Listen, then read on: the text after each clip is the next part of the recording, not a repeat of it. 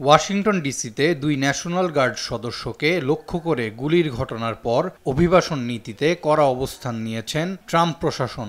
ঘোষণা এসেছে, যুক্তরাষ্ট্রের সব ধরনের আশ্রয় সিদ্ধান্ত আপাতত স্থগিত থাকবে।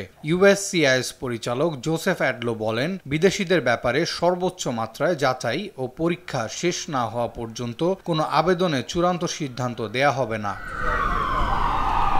এই ঘোষণা আসে মাত্র কয়েক ঘন্টা পর, যখন প্রেসিডেন্ট ডোনাল্ড ট্রাম্প জানান যুক্তরাষ্ট্র তৃতীয় বিশ্বের দেশগুলো থেকে অভিবাসন সম্পূর্ণভাবে স্থগিত করবে। ডিসির প্রাণঘাতী হামলায় অভিযুক্ত আফগান নাগরিককে কেন্দ্র করে ট্রাম্পের এই কঠোর অবস্থান তার দ্বিতীয় মেয়াদের অভিবাসন নীতিকে আরও আক্রমণাত্মক করে তুলছে।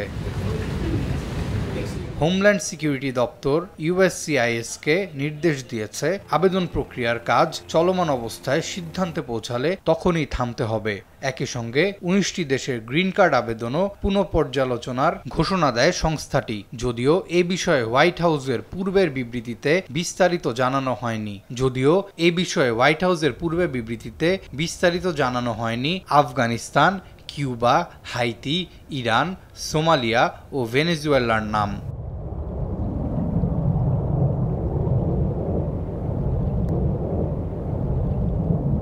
এদিকে আরও এক ধাপে গিয়ে ট্রাম্প জানান, অনাগরিকদের সব ধরনের ফেডারেল সুবিধা ও ভর্তুকি বন্ধ করতে হবে। শরণার্থীদেরকে যুক্তরাষ্ট্রের সামাজিক বিশৃঙ্খলা সৃষ্টির জন্য দায়ী করে তিনি বলেন, যে কেউ দেশের জন্য সম্পদ নয়, তাদের সরিয়ে দেয়া হবে। বিশেষভাবে সোমালিয়া থেকে আসা শরণার্থীদের নিয়ে কড়া মন্তব্য করেন তিনি। জাতিসংঘ ট্রাম্প প্রশাসনকে আন্তর্জাতিক শরণার্থী চুক্তির প্রতি সম্মান দেখানোর আহ্বান জানিয়েছে। ইমিগ্রেশন আইনজীবীরা বলছেন, এভাবে অভিবাসীদের বলির পাঠা বানানো সমস্যার সমাধান নয়, কারণ হামলাকারীর উদ্দেশ্য বা মানসিক অবস্থা এখনও পরিষ্কার নয়।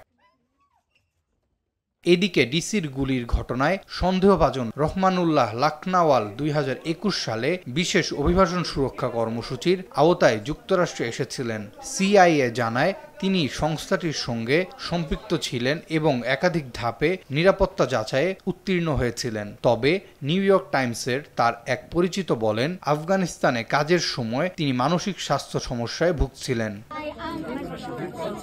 2024 সালে আশ্রয় আবেদন করেন লাখনাওয়াল, যা ট্রাম্প ক্ষমতায় ফেরার পর তার আবেদন অনুমোদিত হয়। তবে তার গ্রিন কার্ড আবেদন এখনও অনুমোদন দেয়া হয়নি। হামলার পর তাকে গ্রেফতার করা হলেও তদন্তে সে সহযোগিতা করছে না বলে জানানো হয়েছে। অন্যদিকে এই ঘটনায় আহত ন্যাশনাল গার্ডের 20 বছর বয়সী সারা বেকস্ট্রম পরদিন মৃত্যুবরণ করেন। অপর সদস্য 24 বছর বয়সী অ্যান্ড্রু উলফ জীবন নিয়ে লড়াই করছেন বলে জানান মার্কিন president Donald Trump. Arafat Yasar, RTV।